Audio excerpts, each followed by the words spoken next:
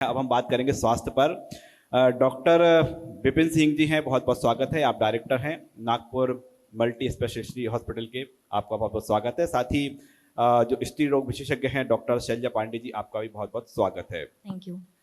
हम जब मैहर में आए हैं तो जो कलेक्टर महोदय बता रही थी कि अभी 3 साल भी पूरे नहीं हुए हैं जिला बने जी। स्वास्थ्य सुविधाएं कैसे देखते हैं आप मैहर में? देखिए, पहले तो मैं thanks to News 24 for inviting us. देखिए, स्वास्थ्य में ये पहला नागपुर मल्टी स्पेशलिटी हॉस्पिटल है जो 24/7 ओपन रहता था। मेडिसिन में थे, आईसीयू स्पेशलिस्ट थे, वो मैनेज करते थे। फर्स्ट हॉस्पिटल होने का इसको सौभाग्य मिला था, क्योंकि 9 बजे के बाद देखा जाता था मैहर में ये दिक्कत आती थी कि कोई भी डॉक्टर अवेलेबल नहीं रहता था। ये पहला हॉस्पिटल, बड़ी बड़ी गंभीर बात कही है, एक बार फिर सच बात है, ये पहला हॉस्पिटल है जी प्राइवेट सेक्टर में। तो एक बार जोरदार तालियां कि आपके शहर में स्वास्थ्य सुविधा 9 बजे के बाद ही मिलेगी। कितने घंटे मिलेगी साहब?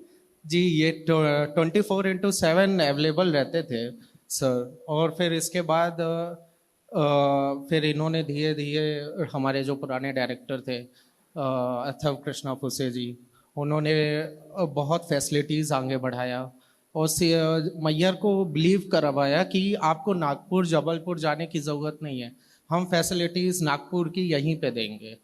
ऐसे करके स्टेप बाय स्टेप हम लोग आगे बढ़ते गए। शैलजा पांडे जी, आपसे सवाल है जी। आप इससे पहले कहाँ पोस्टेड थे? यदि मैहर के किसी अन्य अस्पताल में थे तो पहली बार ही ऐसा हो रहा होगा कि आप मैहर में अस्पताल देख रहे हैं कि 24/7? मेरा जो अंडर ग्रेजुएशन हुआ है वो रीवा से हुआ। मैं यहाँ की सतना की निवासी हूँ। तो मैहर में मेरे काफ़ी जान पहचान के लोग हैं। तो यहाँ की जो हेल्थ की जो भी सिचुएशन है, हॉस्पिटल्स की जो अवेलेबिलिटी का जो है वो इशू मेरे इस फील्ड में आने से पहले मुझे पता था। मेरे कुछ रिलेटिव हैं, दूर के रिलेटिव थे, तो वो छोटी बड़ी कोई भी समस्या उनको अगर होती थी तो उसके लिए वो सतना आते थे। और फिर तो हमें तो पहले से इस बात की जानकारी थी। फिर मुझे सौभाग्य प्राप्त हुआ इस फील्ड में आने का। मैंने अपना अंडर ग्रेजुएशन रीवा से किया, पोस्ट ग्रेजुएशन कंप्लीट किया। फिर मेरी पोस्टिंग, एक्चुअली लास्ट पोस्टिंग अब पूछ रहे हैं, वो मेरी सतना में थी। सतना में मैंने गवर्नमेंट हॉस्पिटल में मैं काम करती थी, और वो छोड़ने के बाद मुझे सौभाग्य प्राप्त हुआ मैहर में आने का। और यहाँ पे प्राइवेट हॉस्पिटल में मैंने MMT hospital, sir director sir बैठे हैं, तो सर के यहाँ मैंने शुरुआत की। फिर मुझे सौभाग्य प्राप्त हुआ सर के साथ काम करने का नागपुर मल्टी स्पेशलिटी हॉस्पिटल में as partner also and as gynaecologist. तो पिछले 6 महीने से मैं अभी फुल टाइम 24/7 जो है नागपुर हॉस्पिटल में अपनी सेवाएं दे रही हूँ। कभी मन किया कि आप रीवा तक तो पहुंच ही गई हैं, जी जी, बड़े शहर में जाया जाए, बाहर निकल लिया जाए, वापस सतना, वापस मैहर लौटना? सर एक्चुअली मेरे प्लान में नहीं था वापस सतना या मैहर आना। और मेरा रीवा के बाद मेरा जो पोस्ट ग्रेजुएशन हुआ है वो महाराष्ट्र से था।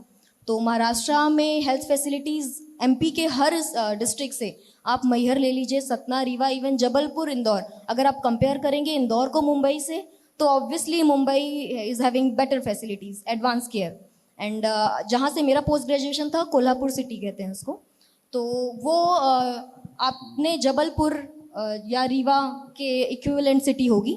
तो अगर हम कंपेयर करें तो वहाँ पे यहाँ से बहुत ज़्यादा एडवांस केयर उस सिटी में भी अवेलेबल थी। तो मेरा वहाँ पे काम करने के बाद ऐसा कोई प्लान नहीं था वापस आने का, बट पेरेंट्स ने बोला घर आके यहीं की सेवा करनी चाहिए। फिर मैं जब यहाँ आई, सतना ज्वाइन किया, गवर्नमेंट में काम किया मैंने 6 मंथ। फिर कुछ ना कुछ पर्सनल रीजंस रहे, मैंने गवर्नमेंट की जो भी मेरी सर्विस थी वो मेरा कार्यकाल पूरा हुआ, मैं प्राइवेट सेक्टर में आई, धीरे धीरे मुझे काम समझ में आया। फिर जब मैं मैहर आई तो मुझे यहाँ पे इतना ज़्यादा अनअवेलेबिलिटी और पेशेंट्स को जाना पड़ रहा है मैहर से इमरजेंसी केयर के लिए Satna, which is 50 kilometre. 50 kilometre में क्या कुछ हो सकता है? अगर मैं अपनी फील्ड की बात करूँ तो जो इमरजेंसी हमारे लिए गोल्डन टाइम होता है 30 मिनट। अगर फीटल ड्रॉप हो रहा है, बच्चे की धड़कन कम हो रही है, तो within 30 minute we have to take that baby out. 30 minute में तो वो एडवांस केयर तक पहुंच ही नहीं सकता। तो फिर मुझे लगा कि नहीं, शायद मैंने नहीं मैहर को चूज़ किया, मैहर ने मुझे चूज़ किया, और फिर मैं यहीं शायद अपनी सेवाएं देती रहूँगी। डॉक्टर विपिन, जितनी दिलचस्पी आपके इस कदम को लेकर हो रही है, एक और दिलचस्पी है आपके अस्पताल के नाम को लेकर। सतना में है, नाम है नागपुर। ये नागपुर कैसे नाम आया? नागपुर एक्चुअल में पहले जो डायरेक्टर साहब थे वो नागपुर से बिलोंग करते थे। डॉक्टर्स और सारी टीम हमारी नागपुर से आती है और वो प्रॉपर यहाँ पे ओपीडीज रखते हैं। ऐसा इसलिए उन्होंने पहले नागपुर नाम रखा और इसी बेसिस में, और उनका ये था मेन मोटिव कि नागपुर की सारी फैसिलिटीज़ जो यहाँ से आप देखेंगे, इतवारी जो ट्रेन है यहाँ से पूरा ये वाला सेगमेंट पूरा मध्य प्रदेश का नागपुर के लिए जाता है। तो एक इमोशंस जुड़े हुए हैं ये नागपुर से, तो वो ट्रस्ट और वो सब चीज़ें और हम गेन करना चाहते हैं। हमारे जो पब्लिक है हम पे ट्रस्ट वैसा ही गेन करे और हम वही डॉक्टर्स हम प्रोवाइड करवाना चाहते हैं। क्यों वहाँ पे एकोमोडेशन की दिक्कत होती है जब यहाँ से जाते हैं पेशेंट के अटेंडेंट, साथ में एक्सपेंसेस इतने ज़्यादा एड ऑन हो जाते हैं ट्रीटमेंट के अलावा। तो ये चीज़ यहाँ पे ही हमें करना था और यही एक लोगों के साथ है उन्होंने चालू किया था कि अब सारी सुविधाएं अब हम यहीं मैहर में ही देंगे और मैहर की एनएच जो है वहाँ से हम रोक लेंगे सारे पब्लिक को।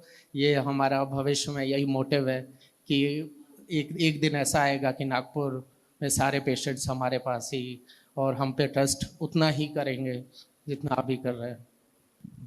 जी मैं थोड़े से प्रैक्टिकल सवाल भी इसमें जोड़ लेता हूँ। जो आपने नाम नागपुर रख लिया, ठीक है, आपने कहा कि साइकोलॉजिकली और एक आदमी का इमोशनल जुड़ जाता है, अच्छी बात है, मुझे लगता है कि उसका असर भी दिखता होगा। लेकिन मैं ये देखता हूँ, चाहे वो रीवा हो, जबलपुर हो, इंदौर बेल्ट की बात मैं छोड़ देता हूँ, मालवा छोड़ देता हूँ, लेकिन इस तरफ जब महाकौशल विंध्य की मैं बात करता हूँ, वो फेथ मरीजों में नहीं आ पाता। हॉस्पिटलिटी को लेकर, स्वास्थ्य को लेकर लोग नागपुर भागते हैं, महाराष्ट्र भागते हैं। अब तो मुझे लगता है कि कई लोग मुझे मिलते हैं, कई लोग ऐसे कि नहीं नागपुर नहीं जाओ, सीधा हैदराबाद चले जाओ। Correct correct. तो वो भरोसा क्या वापस आ रहा है हमारे मध्य प्रदेश के? मैं ये नहीं कहता कि इलाज अच्छा नहीं हो रहा, बेहतर हो रहा है, टेक्नोलॉजी आ रही है, लेकिन वो भरोसा कब तक कायम हो पाएगा कि लोग ना जाए उतने दूर? आपने भी चर्चा किया, और उसके लिए क्या प्रयास हो रहे हैं आप लोग की ओर से भी और सरकारों की ओर से भी? क्या आप लोग को इस तरह की कोई अप्रोच मिलती है कि मध्य प्रदेश में वो इंफ्रास्ट्रक्चर हो, प्राइवेट सेक्टर भी उनके साथ आए? अब तो सरकार ने पीपीटी मॉडल पर एम्स ला दिया है। अभी मुख्यमंत्री जी कह रहे थे कि अब सिर्फ सेंटर ही एम्स क्यों बनाएगा, अब स्टेट एम्स बनाएंगी। मेडिकल कॉलेज जबलपुर को उन्होंने बोला कि हम एम्स की तर्ज पे तर्ज करेंगे। तो सवाल वो है कि फेथ कैसे आएगा हमारे जबलपुर के या प्रदेश के इतने बड़े बड़े हॉस्पिटल जो चल रहे हैं, प्राइवेट हॉस्पिटल? फेथ डॉक्टर्स से होता है बेसिकली।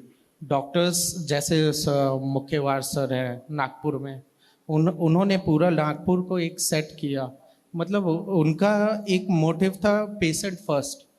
जब डॉक्टर सारे हमारे, डॉक्टर शैलजा मैडम जब मुझे फर्स्ट टाइम मिले, उन्होंने यही बोला था कि मुझे पेशेंट फर्स्ट रखना है ट्रीटमेंट में। मुझे लगा ऐसी कई स्पेशलिटीज़ हैं जहाँ पे डॉक्टर सोच रहे हैं, तो वो टीम को हम लोग कनेक्ट कर रहे हैं एक साथ। मेरे साथ अभी डॉक्टर शैलजा पांडे आए, सौरभ पांडे जी आए, डॉक्टर निशान जैन जी आए। सबका एक ही मोटिव है कि पेशेंट फर्स्ट रखना है, और ये चीज़ तभी होगा जब पेशेंट अब धीरे धीरे हमारी बातों को समझेंगे। अब बेसिकली क्या है, पहले इन्वेस्टिगेशंस अननेसेसरीज होती थी, मैं ये एग्री करता हूँ, बट हमें ये पेशेंट को बिलीव, अब इस चक्कर में ये होने लगा है पेशेंट इन्वेस्टिगेशंस करवाते नहीं है, सामने से आके मुझे बोलते हैं कि अब तो क्लिनिकली डॉक्टर पूरा क्लिनिकली उसमें डिपेंडेंट है, ट्रू, बट कई बार ऐसा होता है कि पेशेंट बोल देते हैं सर आपने ये दवाई दिया है, तो वो कोर्ट तक चले जाते हैं, ऐसा क्यों दिया है? सो आप इन्वेस्टिगेशंस नहीं करवाओगे तो एक प्रूफ हो जाता है वो कि आपने इन्वेस्टिगेशन करवाया। अदरवाइज डॉक्टर क्लिनिकली भी ट्रीटमेंट करते हैं, बेटर होता है, बट 10% केसेस के लिए इन्वेस्टिगेशंस आर इम्पॉर्टेंट। सो ये इन्वेस्टिगेशंस के लिए ही हम बड़े शहर में यहाँ से जाते थे, मैहर, सतना, ऐसी जगह से। यदि हम यहाँ प्रोवाइड करेंगे और हम जो पब्लिक को नेसेसरी इन्वेस्टिगेशंस देंगे, अपने आप फेथ बिल्ड हो जाएगा वन बाय वन करते करते। बस थोड़ा लंबा प्रोसेस है, इसलिए थोड़ा टाइम लगेगा। और देखिए हमारा जो न्यूज़ 24 मध्य प्रदेश छत्तीसगढ़ और lalooram.com का जो प्लेट है, वो सिर्फ प्लेटफॉर्म जो सवाल करने के लिए नहीं, समाधान के लिए भी हम जाने जाते हैं। जी। तो मैडम से मेरा सवाल रहेगा, आप गायनोकोलॉजिस्ट भी हैं और शायद सर्जन भी हैं आप? जी, मैं गायनेकोलॉजिस्ट हूँ, गायनिक सर्जन। गायनिक सर्जन है जी। एक बड़ा ही क्यूरियोसिटी लोगों के मन में रहती है और हमेशा एक सवाल रहता है, डाउटफुल रहती हैं महिलाएं भी और उसकी फैमिली भी, कि नॉर्मल डिलीवरी हो सकती थी लेकिन हॉस्पिटलिटी बिल बनाने के लिए और इस तरह की चीज़ें होती हैं, वो जबरन सिजेरियन कर देते हैं। ये मुझे लगता है ये ट्रेंड सा बन गया है। हालांकि इसके पीछे सच ये है कि लोगों की दिनचर्या भी बदली है, लाइफस्टाइल भी बदली, उसकी भी एक वजह है। मैं चाहूँगा कि थोड़ा सा आप उसको क्लियर करें और अपने अस्पताल के माध्यम से आप इस चीज़ को कैसे क्लेरिफाई करती, क्योंकि डाउट आखिरी तक बना रहता है। आप एग्री करती होंगी मेरी बात से? बिल्कुल मैं एग्री करती हूँ। इवन मैंने आज तक अपने किसी पेशेंट को आश्वासन नहीं दिया कि मैं 100% नॉर्मल डिलीवरी करूँगी। मैंने हमेशा ये आश्वासन दिया है कि मेरे लिए मदर फर्स्ट, सेकेंड बेबी, क्योंकि माँ से ही परिवार है सारा। तो मैंने हमेशा ये बोला है। और ये आपने मेरा बहुत फेवरेट क्वेश्चन पूछा है, मुझसे कई लोग परेशान भी हैं इस बात से, क्योंकि मेरा जो फोकस है वो नॉर्मल डिलीवरीज में ही है। मैं कुछ उद्देश्य के साथ में मैहर आई। जब मैं मैहर आई मुझे पता नहीं था कि मुझे इतना मौका मिलेगा कि मैं खुद का हॉस्पिटल जो है पार्टनरशिप में रन कर पाऊंगी और एज कंसल्टेंट इतने टाइम तक टिक भी पाऊंगी। क्योंकि जब मैं यहाँ आई थी तो मुझे कई लोगों ने बोला कि मैहर के लोग इतना जल्दी किसी बाहर के डॉक्टर को एक्सेप्ट नहीं करते, बट मैं अड़ी रही। और मेरा आपका जो ये क्वेश्चन है normal delivery versus caesarean section, तो मैं इसमें बोलूँगी कि कोई भी गायनेक 100% श्योरिटी नहीं दे सकता कि नॉर्मल डिलीवरी ही होगी। दूसरा पॉइंट आपका बिल्कुल सही है कि अपनी जो दिनचर्या है, जो अपनी लाइफस्टाइल है, उसकी वजह से भी एक रीज़न है सिजेरियन सेक्शन के रेट बढ़ने का। तीसरा, अपनी पेन को बर्दाश्त करने की जो कैपेसिटी है, that sensitivity has been reduced over the years, तो वो एक तीसरा रीज़न है। चौथा, जो हमेशा एक इल्ज़ाम डॉक्टर पे आता है कि डॉक्टर को मेहनत ना करनी पड़े या कुछ ना करना पड़े इसलिए उसने सिजेरियन डिलीवरी कर दी या पैसे कमाने के लिए कर दी, जिस तथ्य को मैं पूरी तरह से जो है बिल्कुल भी एक्सेप्ट नहीं कर रही, क्योंकि मैं तो ऐसा कभी नहीं करती और मैंने ऐसा कभी नहीं किया। अगर किसी पेशेंट की नॉर्मल डिलीवरी हो सकती है, मैंने एनेस्थीसिया के डॉक्टर को बगल में बैठा कर और नॉर्मल डिलीवरी कराई है। I have given from my pocket, पैसे मैंने अपनी जेब से दिए हैं कि आप लीजिए, अगर लगेगा, मैहर की बात कर रही हूँ, तो हम सिजेरियन करेंगे और नहीं तो हम नॉर्मल डिलीवरी करेंगे। एक बार तालियां होनी चाहिए। तो एक और बात आपको बताना चाहूँगी कि इसी पहल में क्योंकि मेरा एजुकेशन महाराष्ट्र में हुआ, मुझे बहुत अच्छा एक्सपोजर मिला। कुछ टाइम तक मैंने मुंबई में भी 1-2 महीने फेलोशिप्स की, जेनेटिक्स पे मैंने काम किया NIRRHCH के साथ, national institute of research in reproductive and child health, USG, laparoscopy, सारी फेलोशिप्स वगैरह की मैंने नासिक में काम किया। तो मुझे काफ़ी ज़्यादा एक्सपोजर मिला बाहर का, और वहाँ की एडवांस केयर और मैटरनिटी केयर को इतना फोकस, इतना ज़्यादा इंपॉर्टेंस दी जाती है कि मुझे ऐसा लगा यहाँ पे तो पहले मुझे 6 मंथ सेटल होने में लगे। ऑनेस्टली 6 मंथ सिर्फ मेरा एक मोटिव था कि मुझे नॉर्मल डिलीवरीज ही, first pregnancy always normal, because normal delivery is normal, caesarean is obviously abnormal, so I have focus on that. उसके बाद अभी मैं अपने हॉस्पिटल में एक यूनिट बना रही हूँ विच इज़ इन मेकिंग। मुझे लगता है लगभग 10 से 15 दिन में वो यूनिट स्टार्ट हो जाएगी, जिसमें मैं natural birth centre and pain unit के लिए मैं वो यूनिट बना रही हूँ, जिसमें मैं महिलाओं को उनके 6वें 7वें महीने की प्रेगनेंसी से या 3-4 महीने से उनको गाइड करूँगी, उनको एक्सरसाइजेस बताऊँगी, और during labour also I will help them for certain exercises जो प्रमोट करती हैं नॉर्मल डिलीवरी को। इवन मेरा विज़न है कि मैं बर्थ जो एक्वा डिलीवरीज होती हैं जिसमें काफ़ी पेनलेस डिलीवरी होती है, तो वो भी मैं मैहर को दे पाऊँ, फर्स्ट इन MP। और मेरा ये विज़न है, और मुझे बस मैहर की जनता का सपोर्ट चाहिए कि वो आएँ और ये जो सर्विसेज हम स्टार्ट करने वाले हैं उसका जो है फ़ायदा उठाएं, और जो भी उन्हें लगे कि इसमें ये चीज़ें की जा सकती हैं, हम बिल्कुल रेडी हैं उसको करने के लिए। एक सवाल और है जी, आपका विजन बहुत अच्छा है, मैं चाहता हूँ उसमें आप कामयाबी मिले, और जब अगली बार हम चर्चा करें तो वो बात भी उसमें पहलू शामिल हो। बड़ा कॉमन सवाल है, हर घर से जुड़ा है। मेरी अभी बात हो रही थी एक सर्जन से, वो ये कह रहे थे कि जब हमारे यहाँ महिलाएं प्रेग्नेंट होती तो उनको ऐसा रखा जाता है, ऐसा ट्रीटमेंट किया जाता है जैसे अनटचेबिलिटी वाली जो होती है ना, कि बिल्कुल आप बैठे रहो, कुछ मत करो। लेकिन वो बोले थे कि मेरी भतीजी अमेरिका में है, अभी 6 मंथ चल रहा है और वो अभी जिम से लौटी है, वहाँ के टाइम और यहाँ के टाइम के हिसाब से मैच कर रहे थे। बस तो वही सब मैं करने वाली हूँ। थोड़ा सा आप क्लियर कर दीजिए, क्योंकि हमने कहा कि हमारा मंच समाधान का भी एक केंद्र है। इस बात को थोड़ा सा टुकड़ों में अगर समझे तो जिनसे भी आप बात कर रहे थे, तो वो एक हो सकता है कि अपर मिडिल क्लास सोसाइटी से बिलोंग करते हैं। मैं मैहर में काम कर रही हूँ, मेरे पास जो लगभग 70-80% महिलाएं आती हैं वो लोअर मिडिल क्लास से बिलोंग करती हैं। वो सारा घर का काम करती हैं, वो घर के सारे काम करती हैं, इवन खेतों में भी काम करती हैं, पूरे 9 महीने तक काम करती हैं। तो ये किस अपन समाज के किस एरिया को अपन बात कर रहे हैं, ये उस पर डिपेंड करता है बहुत ज़्यादा। और कई बार ऐसा होता है कि डॉक्टर्स ऐसी सलाह देते हैं कि थोड़ी भी दिक्कत होगी, हल्का सा दर्द हो गया तो आप रेस्ट करें, आप ये ना करें, ऐसा बोला है डॉक्टर ने। मुझे नहीं लगता, मैंने कभी किसी ऐसी महिला को सलाह नहीं दी अनटिल अनलेस उसको कोई सच में कोई ऐसी प्रॉब्लम है, लाइक ब्लीडिंग का प्रॉब्लम है, हाई रिस्क प्रेगनेंसी है, तो मैं उन्हें एडवाइस करूँगी आप इतने दिन बेड रेस्ट करें, इतने दिन ऐसा ऐसा करें। Otherwise pregnancy is a natural phenomena, natural body phenomena है। अपने ह्यूमन बॉडी, फीमेल बॉडी उसके लिए पूरी तरह से रेडी है, जो 16-17 साल की उम्र में रेडी हो जाती है और अनटिल अनलेस जब तक मेनोपॉज आता है 45 ईयर्स, ठीक है। क्योंकि अभी अपन अपनी 18 to 35 जो है फर्टिलिटी रेट सबसे ज़्यादा रहता है, तो that is favourable for pregnancy. अगर कोई हाई रिस्क नहीं है, नेचुरल कंसीव हुआ है, आराम से, कोई बीपी की दिक्कत नहीं है, कोई ब्लीडिंग नहीं, कोई प्रॉब्लम नहीं है, लो रिस्क प्रेगनेंसी है, जैसी लाइफ उनकी प्रेगनेंसी की पहली थी वैसी वो थ्रू आउट प्रेगनेंसी कर सकती हैं। एक्सरसाइज मेरी एडवाइस रहेगी, अगर वो पहले से करती हैं तो कंटिन्यू करें, अगर वो ऐड ऑन करना चाहती हैं तो step by step add on करें। ऐसा नहीं कि आप कभी जिम में कदम नहीं रखा और आप इंस्पायर होकर प्रेगनेंसी के लिए और गए और वेट लिफ्टिंग स्टार्ट कर दी, तो that will be not healthy for normal human being also. तो प्रेगनेंसी में तो दिक्कत होगी ही उससे। तो बस इतना सा है, प्रेगनेंसी को एक नॉर्मल फिनोमिना, नॉर्मल नेचुरल, जैसे आप और हम बैठे हैं वैसे ही जो है बॉडी पूरी तरह से रेडी है, बॉडी पूरी तरह से फीमेल की रेडी रहती है। कोई ऐसी चीज़ नहीं है प्रेगनेंसी की अपने को एक्स्ट्रा केयर करने की ज़रूरत है, अनटिल अनलेस सर्टेन डिसीजेज आते हैं। जी, एक सवाल रहेगा, आप दोनों जवाब दे सकते हैं उसका कि जी आज के हेल्थ सेक्टर में जो हमारी लाइफस्टाइल हो गई है, जिस तरह से एनवायरनमेंट भी हो रहा है, पॉल्यूशंस भी जिस तरह से बढ़ रहे हैं, complications day to day complications बढ़ते जा रहे हैं हमारे हेल्थ को इश्यूज को लेके, और स्वाभाविक है कि मेडिकल साइंस की टेक्नोलॉजी में भी दिन रात काम हो रहा है।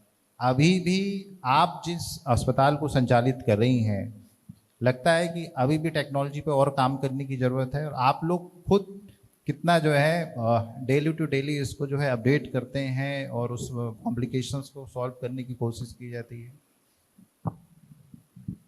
सर डेली हमारा यही विज़न है।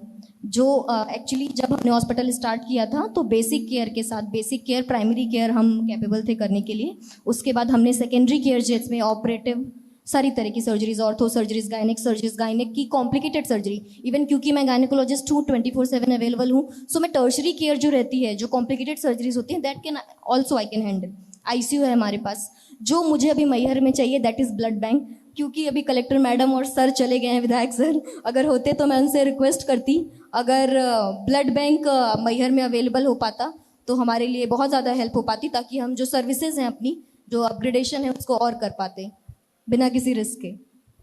डॉक्टर विपिन सिंह, आपसे मेरा लास्ट सवाल कि आप 24/7 तो आपने मेडिकल फैसिलिटियाँ शुरू कर दी हैं, फ्यूचर प्लानिंग क्या है नागपुर मल्टी स्पेशलिस्ट हॉस्पिटल को लेकर?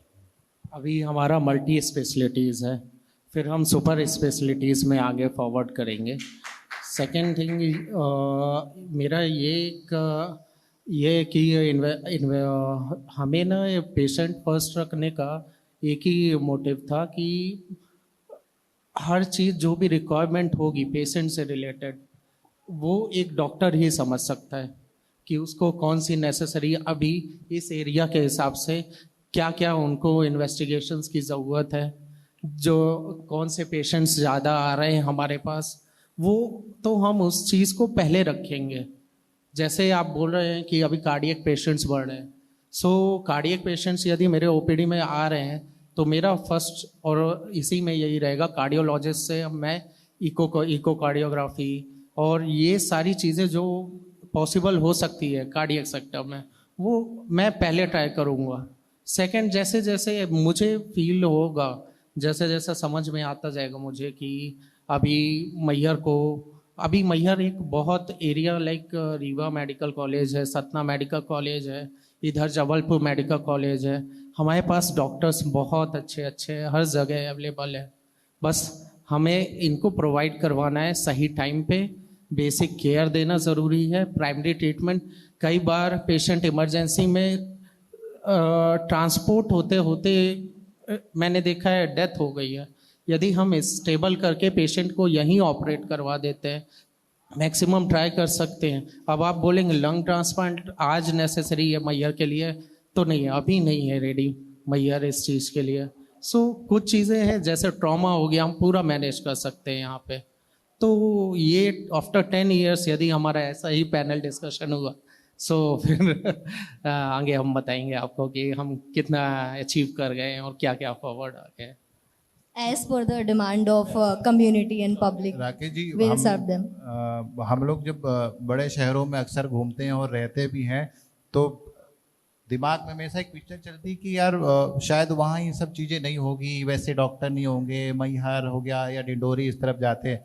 लेकिन जब पहुँचे तो हमें लगता है कि वाकई में ऐसे लोग हैं, ऐसे अस्पताल संचालित हो रहे हैं, तो चिंता करने की ज़रूरत नहीं भोपाल, इंदौर, जबलपुर, रीवा में जो बैठे हैं, क्योंकि आप जैसे लोग हैं।